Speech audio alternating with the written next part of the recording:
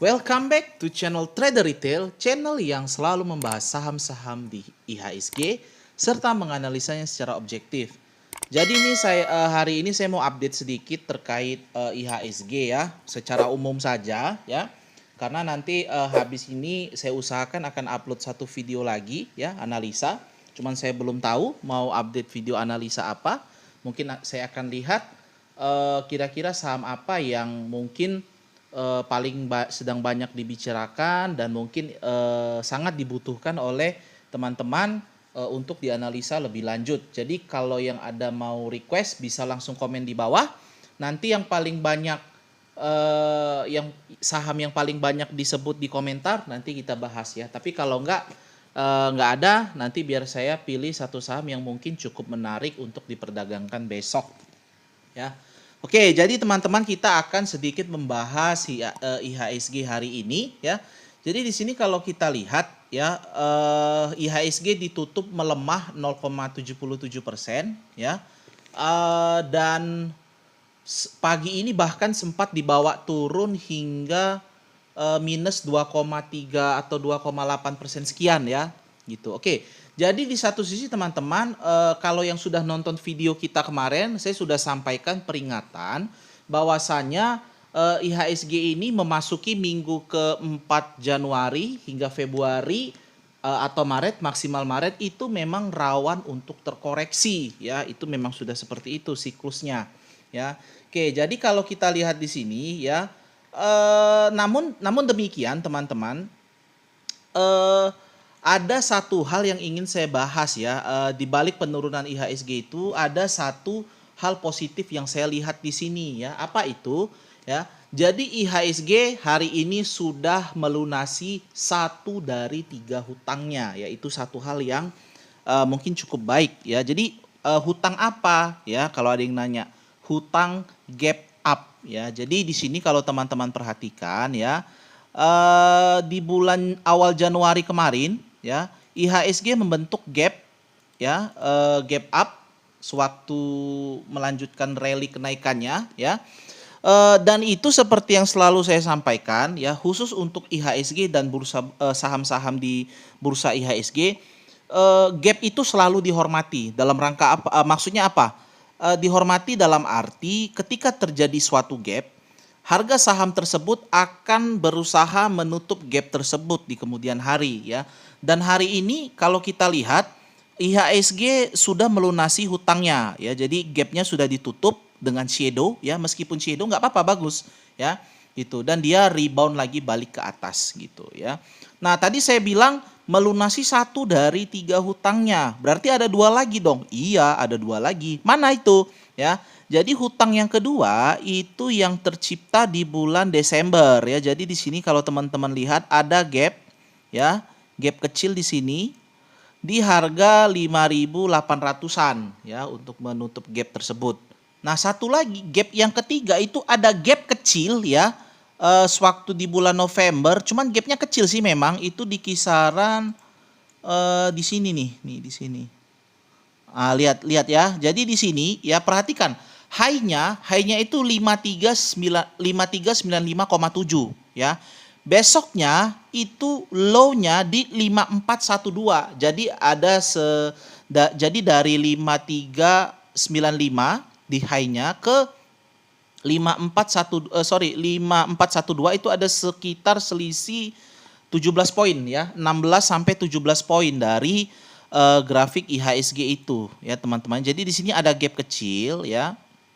Nah, itu memang sayang sih, memang sayang kena rally panjang IHSG ini dibarengi dengan beberapa kali gap kosong ya, dan IHSG cukup taat kepada gap. Kalau kita perhatikan di sini ya, di tahun lalu ya, di sini ada gap tercipta ya sewaktu penurunan akibat corona, itu gap tersebut langsung dibayar. Memang tidak langsung, 2 bulan kemudian gap yang tercipta itu dilunasi di bulan Juni. Lalu di sini ada juga gap ya, gap down. Kalau ini namanya gap down ya. Gap down itu dilunasi di sekitar bulan bahkan lebih panjang lagi ya, dilunasi di bulan November juga ya. Baru satu lagi ada gap yang tercipta, itu gap kecil di sini ya.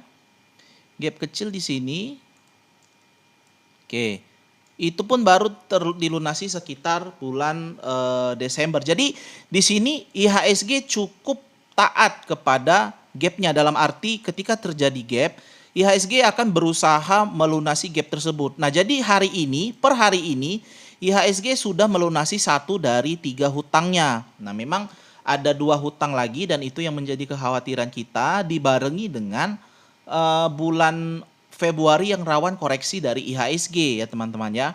Oke, dan satu lagi kalau kita lihat dari aspek lain ya, saat ini IHSG sedang masuk ke wave 4. Kalau misalnya nanti kalau misalnya nanti terkonfirmasi ini adalah pola reversal ya, maka IHSG berpotensi masuk ke wave 4. Jadi pernah saya jelaskan sudah, ini wave 1, ini wave 2 ya, ini wave 3. Nah, dari sini akan membentuk wave 4 ya. Sampai mana? Bisa saja sampai 5.800, bisa saja, saya nggak tahu ya. Tapi yang jelas koreksi itu sesuatu hal yang wajar ya. Koreksi, apalagi itu koreksi sehat, memang harus dilakukan supaya nanti nanjaknya lebih kuat ya.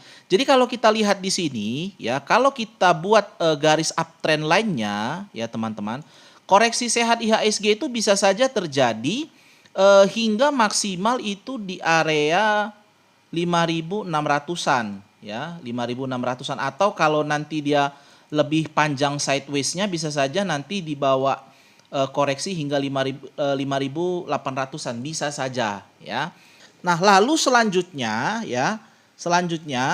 kalau kita lihat di sini kemarin kalau yang sudah nonton video sebelumnya ya, IHSG ini berpotensi membentuk pola double top ya. Berpotensi membentuk pola double top ya. Syaratnya apa? Syaratnya bila terbentuk pola double top bila IHSG ditutup di bawah, bentar saya cari dulu supportnya.